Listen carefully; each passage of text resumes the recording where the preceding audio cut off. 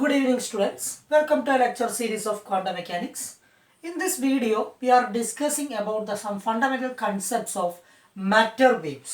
Matter waves എന്ന് പറയുന്ന ഒരു കോൺസെപ്റ്റ് ആണ് നമ്മൾ ഈ ഒരു സെക്ഷനിൽ ഡിസ്കസ് ചെയ്യുന്നത്. വേവ് പ്രോപ്പർട്ടീസ് ഓഫ് പാർട്ടിക്കിൾസ് എന്ന് പറയുന്ന സെക്ഷനിലെ ഏറ്റവും പ്രധാനപ്പെട്ട ഒരു കോൺസെപ്റ്റ് എന്ന് പറയുന്നത് മാറ്റർ വേവ്സ് അല്ലെങ്കിൽ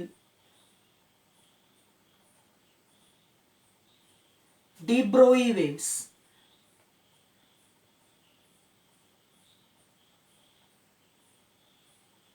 എന്താണ് ഇത് കൊണ്ട് ഉദ്ദേശിക്കുന്നത് എന്നുള്ളതാണ് പ്രധാനപ്പെട്ട കാര്യം. നമ്മൾ കഴിഞ്ഞ ക്ലാസ്സുകളിലൊക്കെ, കഴിഞ്ഞ വീഡിയോകളിലൊക്കെ, കഴിഞ്ഞ ലെക്ചേഴ്സിലൊക്കെ ഡിസ്കസ് ചെയ്തിരുന്ന പ്രധാനപ്പെട്ട കോൺസെപ്റ്റ് എന്ന് പറയുന്നത് ഇലക്ട്രോ മാഗ്നറ്റിക് വേവിനെ അസോസിയേറ്റ് ചെയ്ത് ഒരു പാർട്ടിക്കിളിനെ നമ്മൾ അസ്യൂം ചെയ്തു. ഇപ്പോൾ ഇലക്ട്രോ മാഗ്നറ്റിക് വേവ് ആണെങ്കിൽ അതിനെ അസോസിയേറ്റ് ചെയ്ത പാർട്ടിക്കിൾ എന്ന് പറയുന്നത് ഫോട്ടോണാണ്. അപ്പോൾ ഇലക്ട്രോ മാഗ്നറ്റിക് വേവിന് ഒരു പർട്ടിക്കുലർ ഫ്രീക്വൻസി ന്യൂ ഉണ്ട്, ഒരു പർട്ടിക്കുലർ വേവ് ലെങ്ത് ലാംഡ ഉണ്ടെങ്കിൽ അതിന് കറസ്പോണ്ടിങ് ആയിട്ട് ഒരു quantum of energy which represented as photon with mass h nu by c square. ഇതാണ് ഇതിൻ്റെ mass and it's momentum p is equal to h nu by c and energy E is equal to h nu എന്ന് നമുക്ക് represent ചെയ്യാം. അപ്പോൾ ഒരു വേവിനെ associate ചെയ്ത് ഒരു particle property ഉണ്ട് എന്ന് നമ്മൾ പറയാറുണ്ട്. അതുകൊണ്ടാണ് ഇലക്ട്രോ മാഗ്നറ്റിക് വേവിന് ഡ്യുവൽ നേച്ചർ കാണിക്കുന്നത് നമ്മൾ ഡിസ്കസ് ചെയ്തിരുന്നു. ചില സർട്ടൺ സിറ്റുവേഷനിൽ അതിൻ്റെ പാർട്ടിക്കിൾ പ്രോപ്പർട്ടി എക്സ്പ്ലോയിറ്റ് ചെയ്യപ്പെടുന്നു, ചില സർട്ടൺ സിറ്റുവേഷൻസിൽ അതിൻ്റെ വേവ് പ്രോപ്പർട്ടി യൂട്ടിലൈസ് ചെയ്യപ്പെടുന്നു. ചില ഇൻ്റർഫറൻസ് ഡിഫ്രാക്ഷൻ പോലുള്ള എക്സ്പെരിമെൻറ്റുകളിൽ ലൈറ്റിനെ ഒരു വേവ് ആയിട്ട് ട്രീറ്റ് ചെയ്തുകൊണ്ടാണ് നമ്മളത് വേവ് നേച്ചറാണ് അവിടെ കാണിക്കുന്നത്. അതേസമയം ലൈറ്റിനെ കളക്ഷൻ ഓഫ് പാർട്ടിക്കിൾസ് ആയിട്ട്, ഫോട്ടോൺസ് ആയിട്ട് ട്രീറ്റ് ചെയ്യുന്ന സമയത്ത് ഫോട്ടോ ഇലക്ട്രിക് ഇഫക്റ്റും അത്തരത്തിലുള്ള ഫിനോമിനകളൊക്കെ നമുക്ക് വളരെ കൃത്യമായിട്ട് എക്സ്പ്ലെയിൻ ചെയ്യാൻ സാധിക്കുന്നു എന്നുള്ളതാണ് പ്രധാനപ്പെട്ട കാര്യം. അപ്പോൾ photo electric effect, Compton effect ഒക്കെ നമ്മൾ അങ്ങനെ പാർട്ടിക്കിൾ പ്രോപ്പർട്ടീസ്, വേവ്സിൻ്റെ പാർട്ടിക്കിൾ പ്രോപ്പർട്ടീസ് യൂട്ടിലൈസ് ചെയ്തുകൊണ്ടാണ് നമ്മൾ ഡിസ്കസ് ചെയ്തത്. അപ്പോൾ ഒരു ഇലക്ട്രോ മാഗ്നറ്റിക് വേവ് എന്ന് പറഞ്ഞാൽ അതിനൊരു പാർട്ടിക്കിൾ നേച്ചർ ഉണ്ട് എന്നാണ് നമ്മൾ കഴിഞ്ഞ ലെക്ചേഴ്സിന് മുഴുവൻ സ്ഥാപിക്കാൻ ശ്രമിച്ചത്. അപ്പോൾ ഒരു ഇലക്ട്രോ മാഗ്നറ്റിക് വേവിനെ അസോസിയേറ്റ് ചെയ്തൊരു പാർട്ടിക്കിൾ നേച്ചർ ഉണ്ട്, അതിനൊരു ഡ്യുവൽ നേച്ചർ ഉണ്ട്. ഇത് ഏകദേശം 1900 ആദ്യമായിട്ട് ഈ ഒരു എനർജി ക്വാണ്ടൈസേഷനും ആ വേവ് നേച്ചറുമായിട്ട് കണക്ട് ചെയ്തുകൊണ്ട് പ്ലാങ്കും പിന്നീട് 1905 ഐൻസ്റ്റീനും എക്സ്പ്ലെയിൻ ചെയ്ത്, photo electric effect Einstein explain ചെയ്തതോടുകൂടിയാണ് വേവ് പാർട്ടിക്കിൾ ലൈറ്റിൻ്റെ വേവ് പാർട്ടിക്കിൾ ഡ്യുവാലിറ്റി, അതായത് ഡ്യുവൽ നേച്ചർ ഓഫ് മാറ്റർ വളരെ കൃത്യമായിട്ട് ഡിസ്കസ് ചെയ്തത്. അതിനുശേഷം ക്വാണ്ടം മെക്കാനിക്സ് അല്ലെങ്കിൽ മോഡേൺ ഫിസിക്സിൽ ഉണ്ടായിട്ടുള്ള ഏറ്റവും വലിയ ഡെവലപ്മെൻറ്റ് എന്ന് പറയുന്നത് ആറ്റത്തിൻ്റെ സ്ട്രക്ചർ റുദർഫോർഡ് കണ്ടുപിടിക്കുകയും 1911 ആറ്റത്തിൻ്റെ സ്ട്രക്ചർ റുദർഫോർഡിൻ്റെ ഒരു മോഡൽ ഓഫ് ആറ്റം ജനറേറ്റ് ചെയ്യപ്പെടുകയും ആ മോഡൽ ഓഫ് ആറ്റം വെച്ചിട്ട് ഒരു പരിധിവരെ ആറ്റത്തിൻ്റെ സ്ട്രക്ചർ നമുക്ക് എക്സ്പ്ലെയിൻ ചെയ്യാൻ സാധിക്കുകയും ചെയ്തു. അതിൻ്റെ ഫർദർ എക്സ്റ്റൻഷൻ എന്നുള്ള രീതിയിൽ 1913 എത്തിയപ്പോഴേക്കും ബോർ തിയറി, ഹൈഡ്രജൻ ആറ്റത്തിൻ്റെ ബോർ തിയറി വരുന്നു. ബോർ തിയറി വെച്ചിട്ട് എനർജി ക്വാണ്ടൈസേഷനും അതേപോലെ തന്നെ ക്വാണ്ടം മെക്കാനിക്കലായിട്ടുള്ള ആംഗുലർ മൊമെൻറ്റം ക്വാണ്ടൈസേഷനും ഒക്കെ വളരെ കൃത്യമായിട്ട് ഡിസ്കസ് ചെയ്യുകയും അങ്ങനെ ഒരു ഹൈഡ്രജൻ സ്പെക്ട്രത്തിൻ്റെ explanation, theoretical explanation, hydrogen spectrum, അതായത് സ്പെക്ട്രൽ ലൈൻസിൻ്റെ എക്സ്പ്ലനേഷൻ നമ്മൾ വളരെ കൃത്യമായിട്ട് ഈ ബോർ തിയറി വെച്ചിട്ടാണ് എക്സ്പ്ലെയിൻ ചെയ്യുന്നത്. ഏകദേശം അപ്പോൾ ഒരു 1900 മുതൽ 1920 വരെയുള്ള കാലഘട്ടത്തിൽ എടുത്തു നോക്കിയാൽ നമുക്ക് ഒരുപാട് ക്വാണ്ടം മെക്കാനിക്കലായിട്ടുള്ള ഡെവലപ്മെൻറ്റ് എന്ന് പറയുന്നത് ഈ ഒരു ഡ്യുവൽ നേച്ചർ ഓഫ് മാറ്ററുമായിട്ട് കണക്ട് ചെയ്തുകൊണ്ട് അല്ലെങ്കിൽ ഡ്യുവൽ നേച്ചർ ഓഫ് ലൈറ്റുമായിട്ട് ട്രീറ്റ് ചെയ്തുകൊണ്ട് നമുക്ക് പറയാൻ പറ്റും. അപ്പോൾ വേവ്സിൻ്റെ പാർട്ടിക്കിൾ പ്രോപ്പർട്ടീസ് എക്സ്പ്ലോയിറ്റ് ചെയ്തുകൊണ്ടുള്ള കോംപ്റ്റഡ് ഇഫക്റ്റും അതേപോലെ തന്നെ നമ്മളുടെ പാർട്ടിക്കിൾ പ്രോപ്പർട്ടീസ് എക്സ്പ്ലെയിൻ ചെയ്യുന്ന ഫോട്ടോ ഇലക്ട്രിക് ഇഫക്റ്റും ഐൻസ്റ്റീൻ്റെ സ്പെഷ്യൽ തിയറി ഓഫ് റിലേറ്റിവിറ്റിയും ജനറൽ തിയറി ഓഫ് റിലേറ്റിവിറ്റിയും, അങ്ങനെ ആ ഒരു ഡെവലപ്മെൻറ്റിൽ ക്വാണ്ടം മെക്കാനിക്സിൻ്റെ ഡെവലപ്മെൻറ്റ് എന്ന് പറഞ്ഞാൽ വളരെ പ്രധാനപ്പെട്ട കാര്യം എന്ന് പറയുന്നത് ഫോട്ടോ ഇലക്ട്രിക് ഇഫക്റ്റ് വളരെ കൃത്യമായിട്ട് ഐൻസ്റ്റീൻ പ്രപ്പോസ് ചെയ്യുകയും എനർജി ക്വാണ്ടൈസേഷൻ എന്ന് പറയുന്ന കോൺസെപ്റ്റ് ബ്ലാക്ക് ബോഡി റേഡിയേഷൻ ഉപയോഗിച്ചുകൊണ്ട് അല്ലെങ്കിൽ നമ്മളുടെ പ്ലാങ്ക് ഇൻട്രൊഡ്യൂസ് ചെയ്യുകയും അങ്ങനെ ബോർ തിയറിയിലേക്കും ഹൈഡ്രജൻ സ്പെക്ട്രത്തിലേക്കൊക്കെ നമ്മൾ ഈ ക്വാണ്ടൈസേഷൻ എന്ന് പറയുന്ന ഫിനോമിനയും എനർജി ക്വാണ്ടൈസേഷൻ്റെ കോൺസെപ്റ്റുകളും ക്വാണ്ടം മെക്കാനിക്കൽ ആയിട്ടുള്ള ട്രീറ്റ്മെൻറ്റുകളൊക്കെ നമ്മൾ ഡിസ്കസ് ചെയ്യുകയും അങ്ങനെയാണ് നമ്മൾ ഒരു വേവ്സിന് ഒരു പാർട്ടിക്കിൾ നേച്ചർ ഉണ്ട് എന്നുള്ള കാര്യത്തിൽ വളരെ കൃത്യമായിട്ട് നമ്മൾ എക്സ്പ്ലെയിൻ ചെയ്യുകയും അത് വെച്ചിട്ട് ക്വാണ്ടം മെക്കാനിക്സ് ഒരു ഡെവലപ്പിംഗ് സ്റ്റേജിൽ മോഡേൺ ഫിസിക്സിൻ്റെ ഡെവലപ്മെൻറ്റ് സ്റ്റേജ് എന്ന് പറയുന്നത് ഒരു 1900 മുതൽ 1925 വരെ എടുക്കുമ്പോൾ അതിൽ ഈ ഒരു ബോറിൻ്റെ കോൺട്രിബ്യൂഷനും റുദർഫോർഡിൻ്റെ കോൺട്രിബ്യൂഷനും അതേപോലെ തന്നെ ഐൻസ്റ്റീൻ്റെയും പ്ലാങ്കിൻ്റെയും കോൺട്രിബ്യൂഷനും ഒക്കെ വളരെ കൃത്യമായിട്ട് നമുക്ക് പറയാം. പക്ഷേ ആ കാലഘട്ടത്തിൽ ഒരിക്കൽ പോലും നമ്മൾ അങ്ങനെ ഒരു എനർജി ക്വാണ്ടൈസേഷനെ കുറിച്ച് ഒരു ക്വാണ്ടം മെക്കാനിക്കൽ ട്രീറ്റ്മെൻറ്റ് നമ്മൾ ഡിസ്കസ് ചെയ്യുന്നുണ്ടെങ്കിൽ പോലും വേവ്സിന് ഒരു പാർട്ടിക്കിൾ പ്രോപ്പർട്ടി ഉണ്ട് എന്നുള്ളത് കൊണ്ട് തന്നെ പാർട്ടിക്കിളിന് ഒരു വേവ് പ്രോപ്പർട്ടി ആരോപിക്കാൻ പറ്റുമോ എന്നുള്ളൊരു കോൺസെപ്റ്റ് ആ കാലഘട്ടത്തിൽ ഡെവലപ്പ് ചെയ്തിട്ടുണ്ടായിരുന്നില്ല. അത് അവസാനം ഡെവലപ്പ് ചെയ്തത് 1924 1924 it was proposed by Louis de Broglie. അദ്ദേഹത്തിന്റെ അസംഷൻ പ്രകാരം ഒരു വേവിന് പാർട്ടിക്കിൾ നേച്ചർ ഉണ്ടെങ്കിൽ ഉണ്ടെന്ന് നമ്മൾ ആരോപിക്കുമ്പോൾ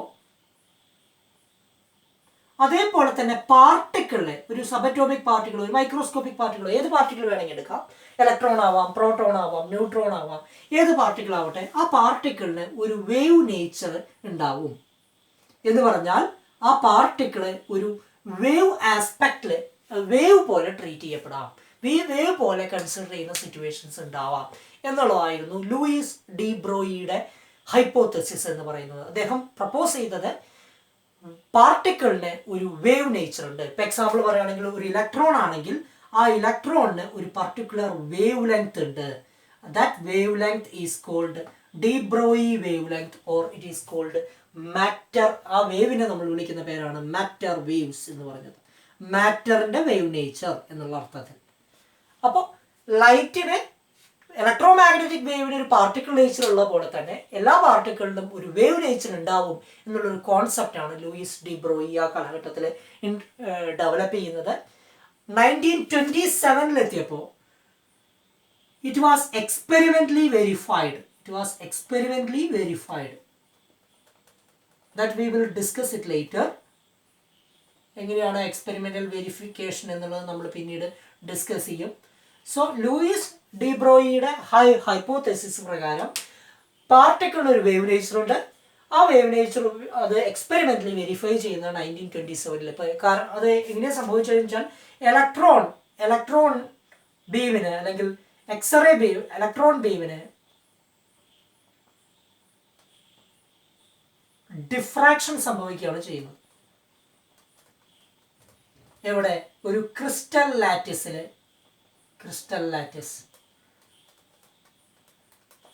diffraction. Transmission electron മൈക്രോസ്കോപ്പിൻ്റെയൊക്കെ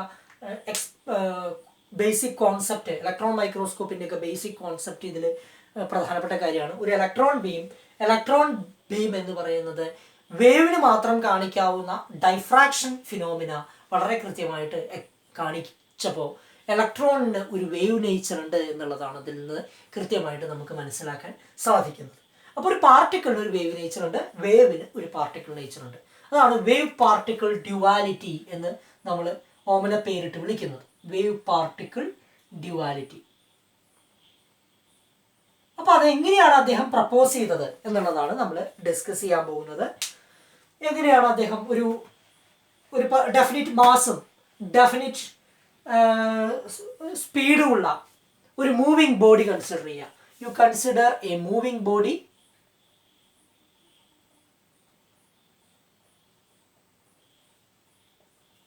of mass m and velocity v. അപ്പോൾ അതൊരു പാർട്ടിക്കിളാണ്, ആ മൂവിങ് ബോഡിയാണ്. അപ്പോൾ അതിനൊരു ഡെഫിനിറ്റ് മൊമെൻ്റ് ഉണ്ടായിരിക്കും. മൊമെൻ്റം എന്ന് പറയുന്ന ഒരു പാർട്ടിക്കിൾ പ്രോപ്പർട്ടിയാണ്. Momentum P = mv. ഓക്കെ, നമുക്കത് കുറച്ചും കൂടി നമ്മൾ എമ്മിനെ റെസ്റ്റ് മാസ് ആയിട്ടാണ് ട്രീറ്റ് ചെയ്യുന്നത് എങ്കിൽ എം എന്ന് പറയുന്നത് റെസ്റ്റ് മാസ് ആണെന്ന് വിചാരിച്ചു. നമ്മൾ ഈ പാർട്ടിക്കിളിൻ്റെ സ്പീഡ് വളരെ ഹൈ സ്പീഡാണെന്ന് പറഞ്ഞു. v/c എന്ന് പറയുന്നത് it is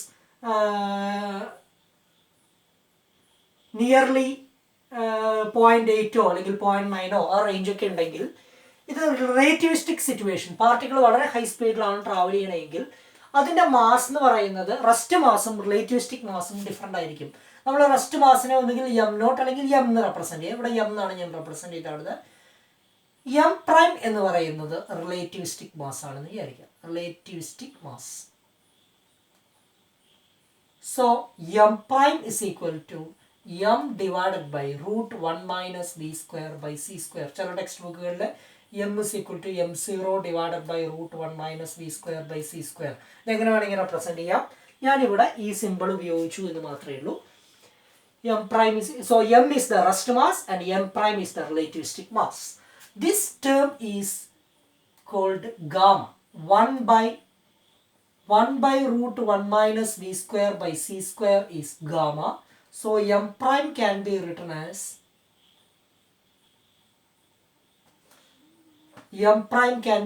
as gamma v. അപ്പോൾ ഇവിടെ നമ്മൾ മൊമെന്റം എന്ന് പറഞ്ഞാൽ m prime v എന്ന് എഴുതേണ്ടത് relativistic mass into velocity. So you can write it as gamma m V.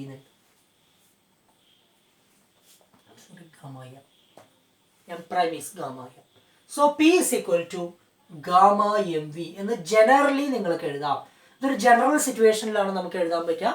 Relativistic situation കൈകാര്യം ചെയ്യുന്നില്ലെങ്കിൽ റെസ്റ്റ് മാസ് ഉപയോഗിച്ചുകൊണ്ട് മാസ് ഇൻറ്റു വെലോസിറ്റി എന്ന് നമുക്ക് കൈകാര്യം എഴുതാം.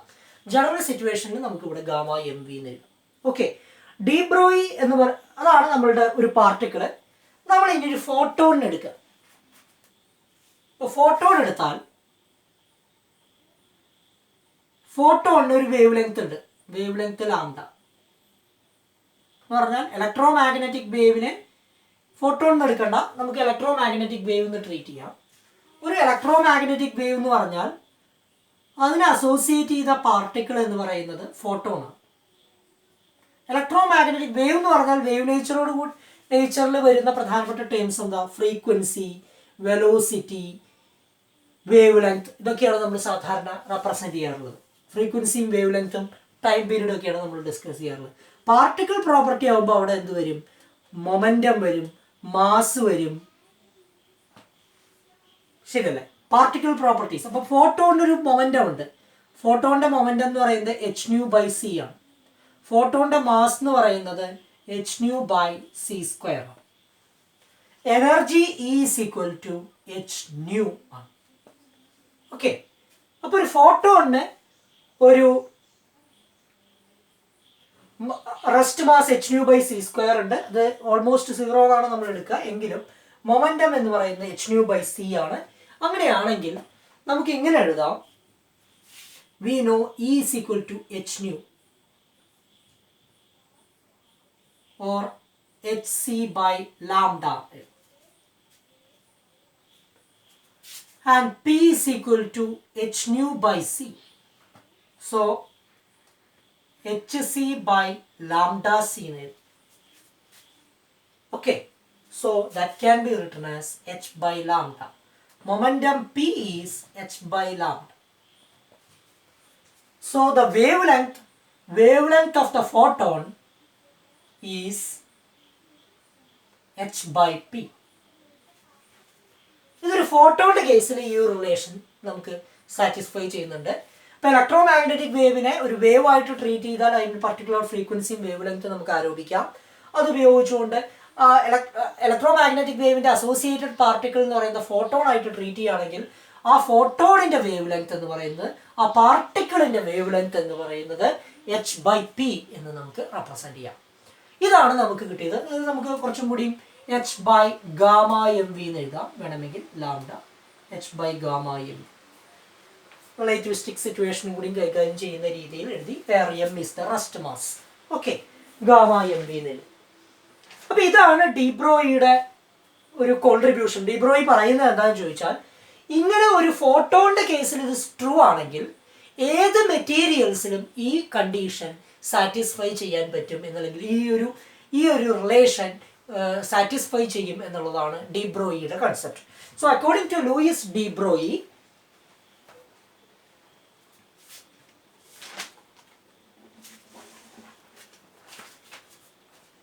lambda is equal to h by p is equal to h by gamma mv for a photon. According to Lewis equation number 1 according to Louis de Broglie,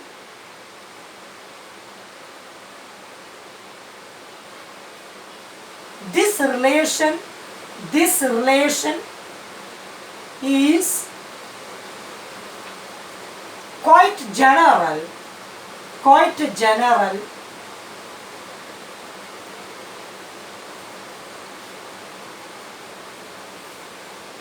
which can be equally applied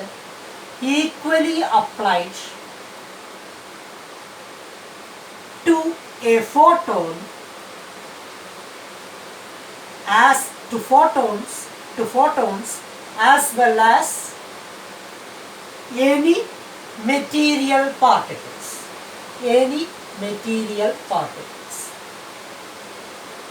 അപ്പോൾ ഏത് moving ഓബ്ജക്റ്റിനും ഒരു wave length ഉണ്ട് എന്നുള്ളതാണ് de ബ്രോയിയുടെ concept എന്ന് പറയുന്നത്. ഏത് moving ഓബ്ജക്റ്റിന്റെയും wave length എന്ന് പറഞ്ഞാൽ it is simply lambda is equal to h by p. This is de Broglie wavelength.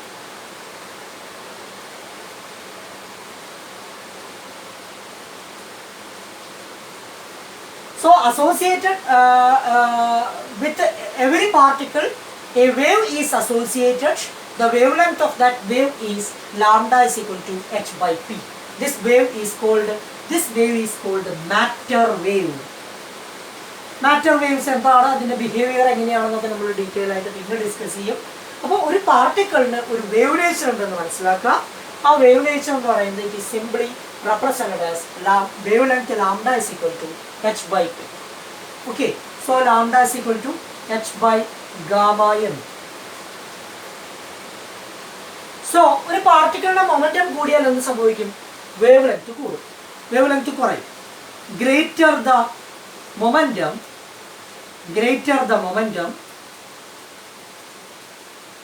shorter the wavelength. അപ്പോൾ നമ്മൾ ഏത് ഓബ്ജക്റ്റ് എടുത്താലും ആ ഓബ്ജക്റ്റിനൊക്കെ ഒരു വേവ് ലെങ്ത്, മൂവിങ് ഓബ്ജക്റ്റിന് മുഴുവൻ, മൂവിങ് ചെയ്യുന്ന ഓബ്ജക്റ്റ് ആണെങ്കിൽ ഒരു ഡെഫിനിറ്റ് മൊമെന്റം ഉണ്ടെങ്കിൽ, മൊമെന്റം സീറോ അല്ലെങ്കിൽ അതിന് ഒരു വേവ് ലെങ്ത് ഉണ്ട് എന്നുള്ളതാണ് നമ്മൾ അസ്യൂം ചെയ്യുന്ന ഒരു കാര്യം. അപ്പോൾ അങ്ങനെ ഒരു വേവ് ലെങ്ത് ഉണ്ടാകുമ്പോൾ ആ വേവ് ലെങ്ത് എന്ന് പറയുന്നത് lambda is equal to h by p എന്ന് എഴുതി. അപ്പോൾ നമ്മളുടെ സംശയം എന്താണെന്ന് ചോദിച്ചാൽ, ഇത് എല്ലാ പാർട്ടിക്കിളുകളിലും കാണാൻ പറ്റുമോ? ഇപ്പം എക്സാമ്പിൾ പറയുകയാണെങ്കിൽ എൻ്റെ കയ്യിലൊരു ഗോൾഫ് ബോൾ ഉണ്ട്, ഏകദേശം ഇത്ര സൈസുള്ളൊരു ഗോൾഫ് ബോൾ ഉണ്ട്. ഒരു ഇലക്ട്രോൺ ഉണ്ട്, ചെറിയ പാർട്ടിക്കിൾ. ഒരു ന്യൂട്രോൺ ഉണ്ട്, വളരെ ചെറിയൊരു പാർട്ടിക്കിൾ. ഒരു ബിഗ് ബുള്ളറ്റ് ഉണ്ട്, അല്ലെങ്കിൽ ബിഗ് ഫുട്ബോൾ ഉണ്ടെന്ന് ചോദിച്ചു. ഇവരൊക്കെ മൂവ് ചെയ്യുന്നുണ്ടെന്ന് വിചാരിച്ചു. ഇതിൻ്റെയൊക്കെ സൈസ് എന്ന് പറയുന്നത് എൻറ്റയർലി ഡിഫറെൻ്റ് ആണ്. ഇത് വളരെ മൈക്രോസ്കോപ്പിക് ആയിട്ടുള്ള പാർട്ടിക്കിളുകളാണ്, ഇലക്ട്രോണും ന്യൂട്രോണും പോലെയുള്ള പാർട്ടിക്കിളുകളൊക്കെ. അതേസമയം നമുക്ക് ഒരു ഗോൾഫ് ബോളോ അല്ലെങ്കിൽ ഒരു ഫുട്ബോളോ അല്ലെങ്കിൽ ഒരു ബുള്ളറ്റോ എവരിഡേ എക്സ്പീരിയൻസിൽ കാണുന്ന ഓബ്ജക്റ്റുകൾ മുഴുവൻ വളരെ സൈസ് കൂടിയ ഓബ്ജക്റ്റുകളും ആണ്. ആ ഒബ്ജക്റ്റുകൾ മൂവ് ചെയ്യുന്ന സ്പീഡ് എന്ന് പറയുന്നത് നോർമലി മീറ്റർ പെർ സെക്കൻഡ് റേഞ്ചിൽ, 10 metre per second, 100 metre per second, ആ രീതിയിലൊക്കെയാണ് നമ്മൾ ന്യൂട്ടോണിയൻ മെക്കാനിക്സിൽ ഉപയോഗിക്കുന്ന ഒബ്ജക്റ്റുകളുടെ സ്പീഡ് എന്ന് പറയുന്നത്. ലൈറ്റിൻ്റെ സ്പീഡിനെ കമ്പയർ ചെയ്യുമ്പോൾ വളരെ സ്മോളാണ്. അപ്പോൾ അത്തരം വളരെ സ്മോൾ സ്പീഡിൽ മൂവ് ചെയ്യുന്ന ബിഗ് ഓബ്ജക്റ്റുകളിലും ഈ മാറ്റർ വേവ്സിൻ്റെ ഇൻഫ്ലുവൻസ് നിങ്ങൾക്ക് കാണാൻ സാധിക്കുമോ എന്നുള്ളതാണ് ചോദ്യം. പലപ്പോഴും വളരെ എവരിഡേ എക്സ്പീരിയൻസിൽ വളരെ സൈസുള്ള ഒബ്ജക്റ്റുകളിൽ, വളരെ സ്ലോ സ്പീഡിൽ മൂവ് ചെയ്യുന്ന ഒബ്ജക്റ്റുകളിലൊക്കെ മാറ്റർ വേവ്സ് എന്ന് പറയുന്നതിൻ്റെ വേവ് ലെങ്ത് എന്ന് പറയുന്നത് വളരെ വളരെ ചെറുതായിരിക്കും, ഷോർട്ടർ വേവ് ലെങ്ത് ആയിരിക്കും. കാരണം എന്താണെന്ന് വെച്ചാൽ നമ്മൾ മൊമെൻറ്റം കൂടുന്നതിനനുസരിച്ച് greater the momentum shorter will be the wave length. അപ്പോൾ വേവ് ലെങ്ത് എന്ന് പറയുന്നത് വളരെ സ്മോൾ ആയിരിക്കും. അത് പലപ്പോഴും ഡിറ്റക്ട് ചെയ്യാൻ പോലും പറ്റാത്ത രീതിയിലായിരിക്കും. അതിലേക്ക് നമ്മൾ എത്തുന്നതിന് മുമ്പ് അത് നമ്മളൊരു എക്സാമ്പിൾ വെച്ച് കൃത്യമായിട്ട് എക്സ്പ്ലെയിൻ ചെയ്യുന്നുണ്ട്. ഒരു ഗോൾഫ് ബോളിൻ്റെ വേവ് ലെങ്ത്തും ഒരു ഇലക്ട്രോണിൻ്റെ വേവ് ലെങ്ത്തും ഏത് റേഞ്ചിലാണ് എന്ന് നമുക്ക് ഒരു എക്സാമ്പിൾ വെച്ച് വളരെ കൃത്യമായിട്ട് നമുക്ക് എക്സ്പ്ലെയിൻ ചെയ്യാൻ പറ്റും.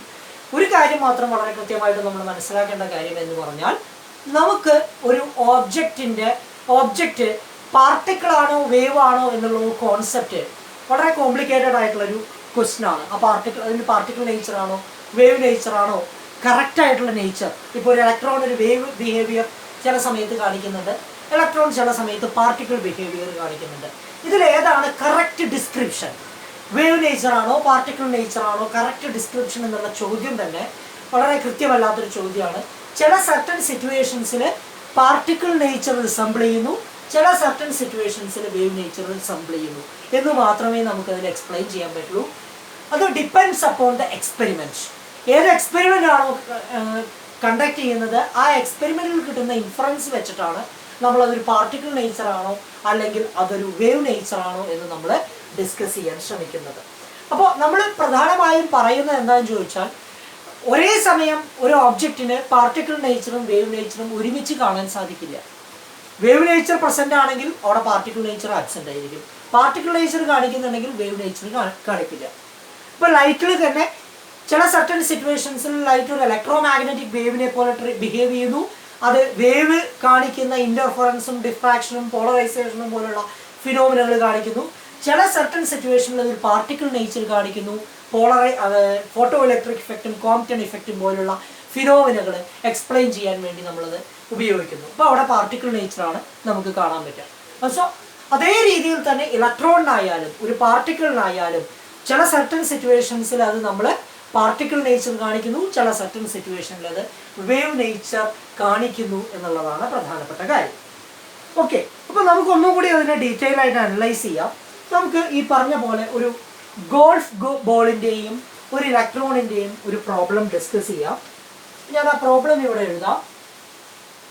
Find the de Broglie wavelength of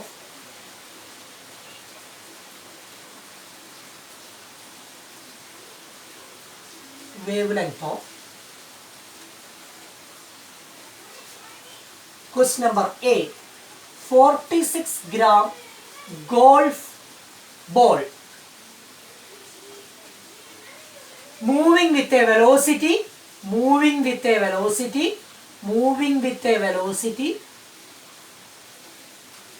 30 meter second raised to minus. Question number B, an electron moving with 10 raised to 7 meter second raised to minus 1. ഈ രണ്ട് കേസിലെ de Broglie wavelength നമുക്ക് കണ്ടുപിടിക്കണം. നമുക്ക് ക്വസ്റ്റ്യൻ നമ്പർ എ ഡിസ്കസ് ചെയ്യാം ആദ്യം. അതിന് നമ്മൾ കൺസിഡർ ചെയ്യുന്ന ഗോൾഫ് ബോൾ എന്ന് പറഞ്ഞാൽ ആ ഗോൾഫ് ബോളിന്റെ മാസ് എന്ന് പറയുന്നത് നമ്മൾ 46 ഗ്രാം ആണ് എടുക്കുന്നത്. So m is equal to 46 gram. So 46 into 10 raised to minus 3 kilogram. Okay. And the speed of the golf ball is 30 meter second raised to minus 1. So v എന്ന് പറയുന്നത് 30 meter per second ആണ്. നമ്മൾ Newtonian മെക്കാനിക്സിലൊക്കെ ഉപയോഗിക്കുന്ന normal ഒരു everyday എക്സ്പീരിയൻസിൽ കാണുന്ന പാർട്ടിക്കിളിന്റെ സ്പീഡാണ് ഇവിടെയുള്ളത്. ലൈറ്റിന്റെ സ്പീഡോ C എന്ന് പറയുന്നത് 3 into 10 raised to 8 meter per second ആണ്.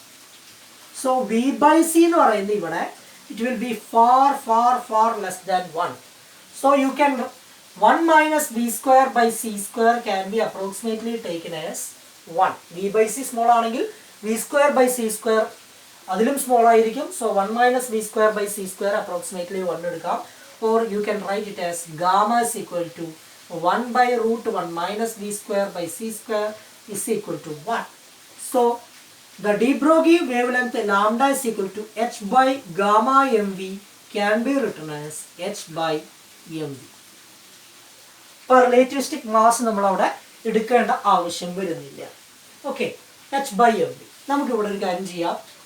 H എന്ന് പറയുന്നത് 6.625 ഇൻറ്റു 10⁻⁻34 ജൂൾ സെക്കൻഡ് ആണ്, divided by mass. Mass is 46 into 10⁻³ into 30. The result is 4.8 into 10⁻34 meter ആണ് വരിക. 10⁻34 meter ആണ് ഇതിന്റെ range. Too small to detect. Detect ചെയ്യാൻ തോക്കണ അത്രയും ഷോർട്ട് വേവ് ലെങ്ത് ആണ്. അപ്പോൾ ഒരു ഗോൾഫ് ബോൾ അതിൻ്റെ ഓബ്ജക്റ്റിൻ്റെ സൈസ്, ഗോൾഫ് ബോളിൻ്റെ സൈസ് കമ്പയർ ചെയ്യുമ്പോൾ ആ സൈസിന് കമ്പയറബിൾ പോലുമല്ല, സൈസിനേക്കാളും ഒരുപാട് ഒരുപാട് ഒരുപാട് കുറവാണ്. 10⁻34 മീറ്റർ മാത്രമാണ് വേവ് ലെങ്ത്. അപ്പോൾ അതിൻ്റെ വേവ് എന്ന് പറയുന്നത് വളരെ, ഞാനത് പിക്ചോറിയലി മനസ്സിലാക്കാൻ വേണ്ടിയിട്ടാണ് നമ്മൾ പറയുന്നത്. അതിൻ്റെ വേവ് ലെങ്ത് എന്ന് പറയുന്നത് ടു ഷോർട്ടാണ്. So that movement will be just like a particle as we observed in everyday life. നമ്മൾ എവറിഡേ ലൈഫിൽ കാണുന്ന അതേ രീതിയിലുള്ളൊരു പാർട്ടിക്കിൾ മൂവ്മെൻറ്റ് മാത്രമാണ് ഇവിടെ നമുക്ക് കാണുക. കാരണം എന്താ, അതിൻ്റെ വേവ് ലെങ്ത് എന്ന് പറയുന്നത്, ഡിബ്രോയി വേവ് ലെങ്ത് എന്ന് പറയുന്നത് നെഗ്ലിജിബിളി സ്മോൾ ആണ്, ഡിറ്റക്റ്റബിൾ അല്ല. അതുകൊണ്ട് അതിനൊരു വേവ് നേച്ചർ അവിടെ നമുക്ക് കൃത്യമായിട്ട് ആരോപിക്കാൻ പറ്റില്ല. അപ്പോൾ ഒരു ഓബ്ജക്റ്റ് സ്ട്രൈറ്റ് ലൈനിൽ ട്രാവൽ ചെയ്യുന്നതാണെങ്കിൽ സ്ട്രൈറ്റ് ലൈൻ തന്നെ ട്രാവൽ ചെയ്യുന്നു എന്ന് നമുക്ക് അപ്രോക്സിമേറ്റ് ചെയ്യാം. അവിടെ അസോസിയേറ്റ് ചെയ്യുന്ന വേവ് ലെങ്ത് എന്ന് പറയുന്നത് നെഗ്ലിജിബിളി സ്മോൾ ആണ്, ഡിറ്റക്ട് ചെയ്യാൻ പോലും അത്ര ഉണ്ടാവില്ല. ഓക്കെ, പാർട്ടിക്കിളിന്റെ സൈസിനെ കമ്പയർ ചെയ്യുമ്പോൾ, ഗോൾഫ് ബോളിന്റെ സൈസിനെ കമ്പയർ ചെയ്യുമ്പോൾ നെഗ്ലിജിബിളി സ്മോൾ ആണ്. Then what about an electron? ഇലക്ട്രോണിന്റെ കേസിൽ the mass of the electron is 9.1 into 10⁻⁻31 kilogram and velocity is 10⁻⁷ meter second⁻⁻. So V by C is again 10⁻⁷ divided by 3 into 10⁻⁸. It is around 0.03. So V square by C square is small. So you can neglect 1 minus V square by C square is approximately 1. നമുക്ക് neglect ചെയ്യാം. അപ്പോൾ നമുക്ക് lambda എന്ന് പറയുന്നത് h/mv തന്നെ കൊടുക്കാം. h/gamma-mv that is equal to h/mv. Gamma is 1. So 6.625 into 10⁻⁻34 into 9.1 into 10⁻⁻31 into 10⁻⁷ എന്ന് വരും. That result is around 7.3 into 10⁻⁻11 meter. 10⁻⁻11 meter. അത് ഡിറ്റക്റ്റബിൾ ആയിട്ടുള്ള റേഞ്ച് ആണ്. പ്രധാനമായും കാരണം എന്ന് പറയുന്നത് ഇലക്ട്രോണിന്റെ സൈസിനെ കമ്പയർ ചെയ്യുമ്പോൾ ഈ 10⁻⁻31 എന്ന് പറയുന്നത് വളരെ ഇലക്ട്രോൺ ഒക്യുപ്പൈ ചെയ്യുന്ന ആറ്റത്തിന്റെ ഡയമെൻഷൻ. ആറ്റത്തിന്റെ ഡയമെൻഷൻ ഒക്കെ നോർമലി 10⁻⁻10 10⁻⁻12 ഒക്കെയാണ് വരിക. കമ്പയറബിൾ ടു 10⁻⁻11 എന്ന് പറയുന്നത് comparable to dimension of the atom. അപ്പോൾ ആറ്റത്തിന്റെ ഡയമെൻഷൻ കമ്പയറബിൾ ആയതുകൊണ്ട് തന്നെ ഇലക്ട്രോണിന് ഒരു വേവ് നേച്ചർ അവിടെ നമുക്ക് ആരോപിക്കാൻ പറ്റും. ഇലക്ട്രോണിന് ഒരു വേവ് നേച്ചർ നിങ്ങൾക്ക് ഒബ്സർവ് ചെയ്യാൻ സാധിക്കും. കാരണം ആറ്റത്തിന്റെ ഉള്ളിലുള്ള ഇലക്ട്രോണിന്റെ ആറ്റത്തിന്റെ ഉള്ളിലുള്ള മൂവ്മെന്റ്, ഇലക്ട്രോണിന്റെ മൂവ്മെന്റ് അല്ലെങ്കിൽ ഒരു മെറ്റീരിയലിന്റെ ഉള്ളിലുള്ള ഇലക്ട്രോണിന്റെ മൂവ്മെന്റ് എന്ന് പറയുന്നതിൽ അവിടുത്തെ വേവ് ലെങ്ത് എന്ന് പറയുന്നത് ഓഫ് ദ ഓർഡർ ഓഫ് 10⁻⁻11 ആണ്. ഈ പ്രോബ്ലത്തിൽ കിട്ടിയത് comparable to the dimension of the atom. So ഒരു മൈക്രോസ്കോപ്പിക് തലത്തിൽ, മൈക്രോസ്കോപ്പിക് ആയിട്ടുള്ള ഒരു സിറ്റുവേഷൻസിൽ മൈക്രോസ്കോപ്പിക് ആയിട്ടുള്ള പാർട്ടിക്കിളിന്റെ ഹൈ സ്പീഡിൽ ട്രാവൽ ചെയ്യുന്ന പാർട്ടിക്കിളിന്റെ വേവ് ലെങ്ത് എന്ന് പറയുന്നത് അവിടെ നമ്മൾ കൃത്യമായിട്ട് കൺസിഡർ ചെയ്യണം. അതുകൊണ്ടാണ് ഇലക്ട്രോൺ ചില സർട്ടൺ സിറ്റുവേഷൻസിലെ വേവ് നേച്ചർ കാണിക്കുന്നത്. ഇലക്ട്രോണിന്റെ വേവ് ലെങ്ത് എന്ന് പറയുന്നത് നമുക്ക് ഗോൾഫ് ബോളിന് കിട്ടിയ പോലെ വളരെ സ്മോൾ അല്ല, അത്യാവശ്യം മെഷറബിൾ ആണ്, comparable to size of the atom. Okay, so അതുകൊണ്ടാണ് ഇലക്ട്രോണിന് ഒരു വേവ് നേച്ചർ നമ്മൾ അവിടെ ആരോപിക്കുന്നത്. അപ്പോൾ നമ്മൾ പലപ്പോഴും മൈക്രോസ്കോപ്പിക് ആയിട്ടുള്ള പാർട്ടിക്കിളുകളിലാണ് നമുക്ക് പലപ്പോഴും ഒരു മൈക്രോസ്കോപ്പിക് സിസ്റ്റത്തിൽ നമ്മൾ ക്ലാസിക്കൽ മെക്കാനിക്സ് ഒക്കെ കൈകാര്യം ചെയ്യുന്ന സമയത്ത് അവിടെ ഡിബ്രോയി വേവ് ലെങ്ത്തിന്റെ കൺസെപ്റ്റ് നമ്മൾ ഉപയോഗിക്കേണ്ടി വരില്ല. കാരണം ആ റേഞ്ച് എന്ന് പറയുന്നത് 10⁻⁻34 റേഞ്ചിലൊക്കെയാണ് വരുന്നത്. അവിടെ നമുക്കത് ഉപയോഗിക്കേണ്ട കാര്യം വരുന്നില്ല. പക്ഷേ ഒരു മൈക്രോസ്കോപ്പിക് തലത്തിൽ ക്വാണ്ടം മെക്കാനിക്കൽ ആയിട്ടുള്ള സിറ്റുവേഷൻ കൈകാര്യം ചെയ്യുമ്പോൾ ഒരു ആറ്റത്തിൻ്റെ ഉള്ളിൽ ഡിസ്കസ് ചെയ്യുന്ന സമയത്ത് അല്ലെങ്കിൽ ഒരു മെറ്റീരിയൽ മീഡിയത്തിൻ്റെ ഉള്ളിൽ ഡിസ്കസ് ചെയ്യുന്ന സമയത്ത് നമുക്കൊരു മോളിക്യൂളിൻ്റെ ഉള്ളിൽ ഡിസ്കസ് ചെയ്യുന്ന സമയത്ത് അവിടെ ഈ സബറ്റോമിക് പാർട്ടിക്കിളുകളുടെ വേവ് ലെങ്ത് എന്ന് പറയുന്നത് വളരെ പ്രധാനപ്പെട്ട ഒരു കാര്യമാണ്. അപ്പോൾ ആ പാർട്ടിക്കിളിന് ഒരു ഡീപ് ബ്രോയി വേവ് ലെങ്ത് ഉണ്ട് എന്ന് നമ്മൾ അസ്യൂം ചെയ്യേണ്ടി വരും. ഓക്കെ,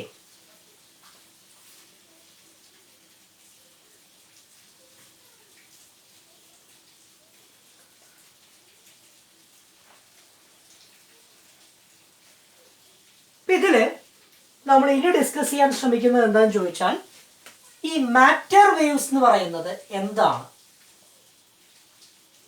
അതാണ് നമ്മൾ കൃത്യമായിട്ട്. അതായത് ഇലക്ട്രോൺ ഒരു വേവ് നേച്ചർ ഉണ്ടെന്ന് പറഞ്ഞാൽ ആ മാറ്ററിന് ഒരു വേവ് നേച്ചർ ഉണ്ടെന്ന് പറഞ്ഞാൽ ആ മാറ്റർ വേവ്സ് എന്ന് പറഞ്ഞാൽ ഫിസിക്കലി നമുക്ക് എന്താണ് മനസ്സിലാക്കാൻ സാധിക്കുക. നമുക്ക് ഒരു പോണ്ടിലൊരു ചെറിയ സ്റ്റോൺ ഇട്ടാൽ അവിടെ ഉണ്ടാവുന്ന റിപ്പിൾസ് വാട്ടർ വേവ്സ് ആയിട്ട് നമ്മൾ ട്രീറ്റ് ചെയ്യാറുണ്ട്. വാട്ടർ വേവ്സ് എന്ന് പറഞ്ഞാൽ എന്താണെന്ന് അറിയാം. വാട്ടർ വേവ്സിൽ എന്താണ് വേരി ചെയ്യുന്നത് നമുക്കറിയാം. സൗണ്ട് വേവ്സ് എന്താണ് വേരിയേഷൻ സംഭവിക്കുന്നത് നമുക്ക് കൃത്യമായിട്ട് അറിയാം. ഇലക്ട്രോ മാഗ്നറ്റിക് വേവ് എന്ന് പറഞ്ഞാൽ അവിടെ എന്താണ് സംഭവിക്കുന്നത് നമുക്കറിയാം. ഇപ്പോൾ എക്സാമ്പിൾ പറയുകയാണെങ്കിൽ വാട്ടർ വേവ്സ് എടുക്കുകയാണെങ്കിൽ അവിടെ വേരി ചെയ്യുന്ന പാരാമീറ്റർ എന്ന് പറയുന്നത് വാട്ടർ സർഫസിൻ്റെ ഹൈറ്റാണ്. Height of the water surface ആണ് വാട്ടർ വേവ്സിൽ വേരി ചെയ്യുന്നത്.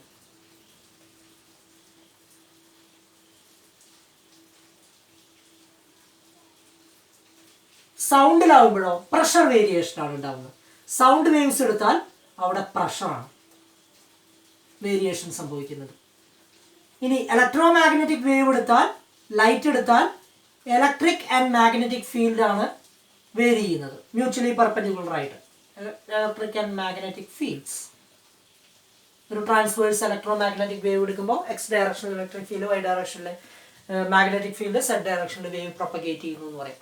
അപ്പോൾ അവിടെ മെറ്റീരിയലിൽ ഉണ്ടാവുന്ന, മീഡിയത്തിൽ ഉണ്ടാവുന്ന അല്ലെങ്കിൽ അവിടെ ഉണ്ടാവുന്ന ഡിസ്റ്റർബൻസ് എന്ന് പറയുന്നത് നമുക്ക് ഫിസിക്കലായിട്ട് കൃത്യമായിട്ട് എക്സ്പ്ലെയിൻ ചെയ്യാൻ പറ്റും. ഒരു വാട്ടർ വേവ്സിലാണെങ്കിൽ വാട്ടർ സർഫസിന്റെ variation, height of the water surface that is varying periodically. Height of the water surface that is varying periodically. അപ്പോൾ ഒരു പീരിയോഡിക് ഡിസ്റ്റർബൻസ് ആണ്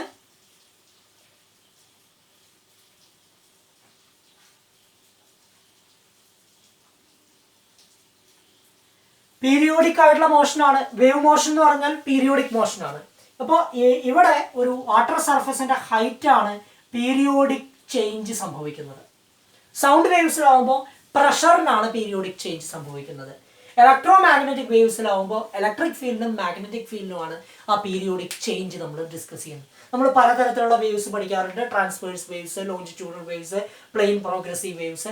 എല്ലാ വേവ്സുകളും നമ്മൾ ഡിസ്കസ് ചെയ്യുമ്പോൾ അവിടെ ഫിസിക്കലായിട്ട് നമുക്ക് ഏതെങ്കിലും ഒരു പാരാമീറ്റർ വേരി ചെയ്യുന്നത് കൃത്യമായിട്ട് റെപ്രസെന്റ് ചെയ്യാൻ സാധിക്കും. അപ്പോൾ നമ്മളുടെ അടുത്ത ചോദ്യം എന്ന് പറയുന്നത് മാറ്റർ വേവ്സിൽ എന്താണ് വേരി ചെയ്യുന്നത്, ഈ രീതിയിൽ പീരിയോഡിക് ആയിട്ടുള്ള ചേഞ്ച് വരുന്നത് എന്തിനാണ്? So what is it that varies in the case of matter waves? What is it that varies in the case of matter waves?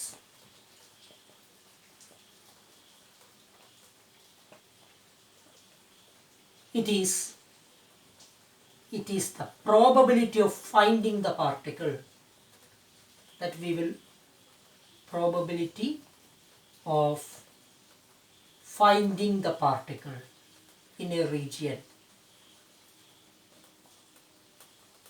Wave ആ മാറ്റർ വേവ്സുമായിട്ട് അസോസിയേറ്റ് ചെയ്ത് അവിടെ വേരി ചെയ്യുന്നത് പാർട്ടിക്കിളിനെ കാണാനുള്ള, പാർട്ടിക്കിളിനെ ഒരു പർട്ടിക്കുലർ റീജിയനിൽ കാണാനുള്ള പ്രോബബിലിറ്റിയാണ് വേരി ചെയ്യുന്നത് എന്നുള്ളതാണ് നമ്മളിവിടെ അസ്യൂം ചെയ്യുന്നത്. ഓക്കെ, അതെങ്ങനെയാണ് നമ്മൾ എക്സ്പ്ലെയിൻ ചെയ്യുന്നത് എന്നുള്ളത് നമുക്ക് കൃത്യമായിട്ട് പറയാം. ആ പ്രോബബിലിറ്റി കൺസെപ്റ്റ് എങ്ങനെയാണ് ഇൻട്രൊഡ്യൂസ് ചെയ്യപ്പെടുന്നത് എന്നുള്ളതും പ്രോബബിലിറ്റിയുമായിട്ട് അസോസിയേറ്റ് ചെയ്ത് നമ്മളൊരു വേവ് ഫംഗ്ഷൻ സൈ നമ്മൾ ആരോപിക്കും.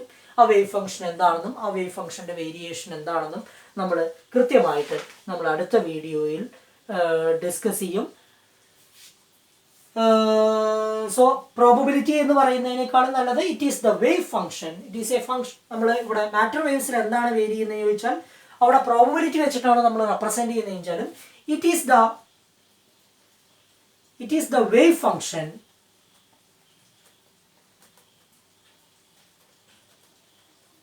ദാറ്റ്, എന്താ വേവ് ഫംഗ്ഷൻ എന്ന് പിന്നീട് പറയാം, ദാറ്റ് വേരീസ് പീരിയോഡിക്കലി. അപ്പോൾ അവിടെ പീരിയോഡിക് ചേഞ്ച് ഉണ്ടാവുന്ന വേവ് ഫംഗ്ഷനാണ്. ആ വേവ് ഫംഗ്ഷനെ നമ്മൾ സാധാരണ റെപ്രസെന്റ് ചെയ്യുന്നത് സൈ എന്നാണ്. ആ സൈനെ മോഡ് സൈ സ്ക്വയർ എടുത്താൽ that is called the probability density. That we will discuss in the next video. അപ്പോൾ നമ്മൾ വേവ് ഫംഗ്ഷൻ എന്താണ് എന്ന് നമ്മൾ ക്ലിയർ ആയിട്ട് ഡിസ്കസ് ചെയ്യും. വേവ് ഫംഗ്ഷന്റെ ഫിസിക്കൽ സിഗ്നിഫിക്കൻസും പ്രോബബിലിറ്റി ഡെൻസിറ്റി എന്താണെന്നും പ്രോബബിലിറ്റി എങ്ങനെ കണ്ടുപിടിക്കാം എന്നുള്ളതും നമ്മൾ. അപ്പോൾ നമുക്ക് മനസ്സിലാക്കേണ്ടതെന്ന് ചോദിച്ചാൽ മാറ്റർ വേവ്സിലെ ആ പാർട്ടിക്കിളിനെ ഒരു പർട്ടിക്കുലർ റീജിയനിൽ കാണാനുള്ള പ്രോബബിലിറ്റിയുമായിട്ട് അസോസിയേറ്റ് ചെയ്തുകൊണ്ടാണ് ആ മാറ്റർ വേവ്സിന്റെ വേരിയേഷൻ, മാറ്റർ വേവ്സിലെ പീരിയോഡിക് ആയിട്ടുള്ള ചേഞ്ച് നമ്മൾ എക്സ്പ്ലെയിൻ ചെയ്യുന്നത് എന്നുള്ളതാണ് പ്രധാനപ്പെട്ട കാര്യം. ഇതുമായി ബന്ധപ്പെട്ട പ്രോബബിലിറ്റിയും വേവ് ഫംഗ്ഷനും ഒക്കെ ആയിട്ട് ബന്ധപ്പെട്ട കൂടുതൽ കൺസെപ്റ്റുകൾ അടുത്ത വീഡിയോയിൽ നമ്മൾ ഡിസ്കസ് ചെയ്യുന്നതായിരിക്കും. Thank you.